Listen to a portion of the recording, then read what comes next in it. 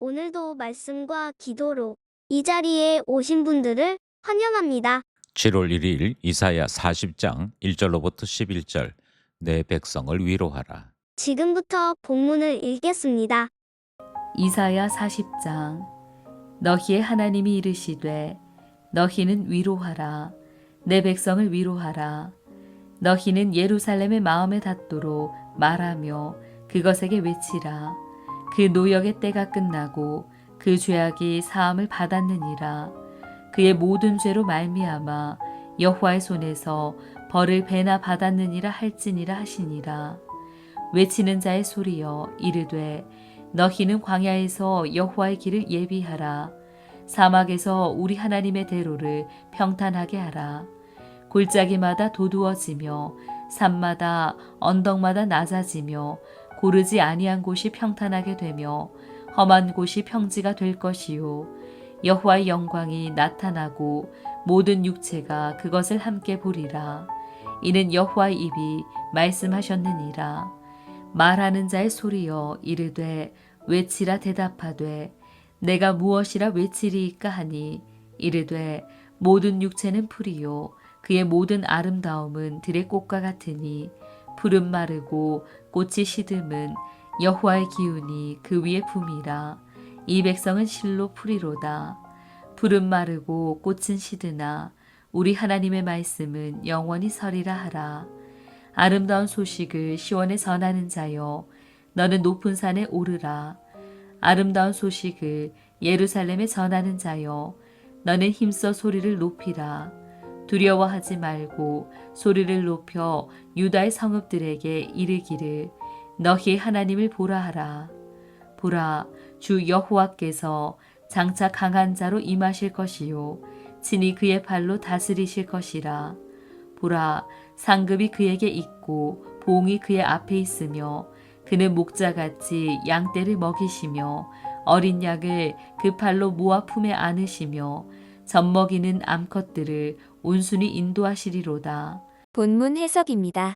이사야는 크게 두 부분으로 나눌 수 있습니다. 일부 이사야는 주로 이스라엘과 열방의 죄에 대해 하나님의 준엄한 심판, 경고의 메시지가 중심을 이루지요.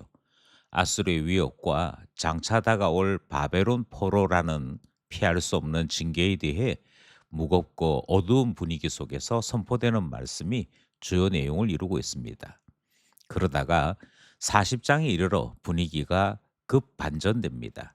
심판의 시대가 지나고 이제는 하나님의 놀라운 위로와 회복, 구원의 약속이 선포되는 것이 2부 이사의 내용이 되는데 그 내용은 40장에서부터 66장까지에 이르고 있습니다. 오늘 본문은 바로 그 위대한 구원의 드라마가 시작되는 서막 역할을 하는 본문이지요. 바벨론 포로 생활 중인 이스라엘 백성들에게 하나님은 파격적인 위로의 메시지를 선포하십니다. 이 위로는 단순한 격려가 아니었습니다. 하나님의 주권적인 구원 계획의 시작을 알리는 그 선언이 있는 오늘 본문 말씀, 본문을 살펴보겠습니다. 첫 번째 문단은 1절에서부터 2절, 9절에서부터 11절입니다. 위로의 내용, 제사함과 왕의 임재. 하나님이 주신 위로는 막연한 감상이나 격려가 아니다라는 말씀을 했습니다. 여기에는 두 가지 분명한 내용이 담겨져 있기 때문인데요. 첫 번째는 죄의 문제를 완전히 해결한다 하는 위로가 담겨 있습니다. 2절 말씀을 보시면 그 노역의 때가 끝났다. 그 죄악이 사함을 받았다 하는 말씀이 선포됩니다. 이스라엘이 포로가 된 근본적인 문제는 죄 문제였습니다. 그런데 하나님께서 이제 그 죄값을 다 치루었다. 그리고 사면을 선포하시는 내용이 본문에 기록되어 있는 것이지요. 그러니 이보다 더 큰 위로는 없다 할 것입니다. 둘째로 왕이시며 목자이신 하나님의 친밀한 임재가 하나님의 위로로 표기되어 있습니다. 9절과 11절은 그 위로가 어떻게 성취되는지를 보여주는데요. 하나님께서 친히 왕과 목자와 용사로 그들 가운데 오셔서 통치하시고 양떼를 품에 안으시듯 자기 백성을 돌보실 것이라 약속하시는 말씀이 기록되어 있습니다. 그래서 선지자는 이 위로의 메시지를 전하면서 너희 하나님을 보라 하는 외침을 첨가하고 있는 것이지요. 본문은 우리의 위로가 하나님의 종들을 통해서 성취되고 있다 하는 말씀을 전하고 있습니다. 1차적으로는 이스라엘을 포로에서부터 해방시켜 준 페르시아의 고레스 왕을 지칭하고 있습니다. 그런데 고레스 왕은 단지 그림자에 불과합니다. 인류의 근본적인 문제인 죄, 죽음의 포로 상태를 온전히 해결하시는 분은 고레스가 아니라 하나님의 종이요 우리에게로 오신 그리스도 예수님이 대속적 죽음과 부활을 통해서 이 문제를 해결하시지요. 예수님이야말로 선한 목자이시고 예수님이야말로 우리의 구주 되시기에 우리에게 주신 가장 참된 위로는 예수님이다 하는 사실을 깨닫게 되는 것입니다. 여기까지 첫 번째 문단 말씀이었습니다. 둘째 문단은 3절로부터 5절입니다. 위로의 길, 주의 길을 예비하라. 그렇다면 이 놀라운 위로는 어떻게 우리에게 임하게 될까요? 3절로부터 5절은 외치는 자의 소리에 대해 말씀하고 있습니다. 주님이 오실 길을 예비하라 하시는 말씀도 첨부되어 있지요. 모든 골짜기가 도두어지며 모든 산과 언덕이 낮아지게 하라 하는 말씀. 이것은 단지 물리적인 길을 의미하는 것이 아니었습니다. 이 말씀이 가지고 있는 의미는 신약 시대에 와서 명확해졌습니다. 내 복음서 모두가 이 광야에서 외치는 자, 그 사람을 세례 요한으로 지목하지요. 그리고 세례 요한은 이스라엘 백성들에게 회개를 촉구합니다. 이 회개는 메시아이신 예수님을 맞이하는 길이 된다라고 가르쳤지요. 결국 예수님 오실 길을 예비하는 가장 분명하고 확실한 방법은 회개였습니다. 하나님의 위로 구원이 임하기 위해 우리의 교만한 마음을 낮추고 절망하고 낙심한 마음이 메꾸어져야 되고 완고하고 삐뚤어졌던 것이 곧게 바르게 준비되어질 때 이것이 영적으로는 회개이며 우리의 주 예수 그리스도를 맞이하는 일이 된다. 이렇게 말씀하시는 것이어서 주의 길을 예비하라는 이 말씀은 회개하라 하시는 말씀이 되는 것이지요. 여기까지 둘째 문단 말씀입니다. 우리의 큐티 교재에는 빠져 있습니다만 6절로부터 8절 말씀은 위로의 보증에 대한 말씀입니다.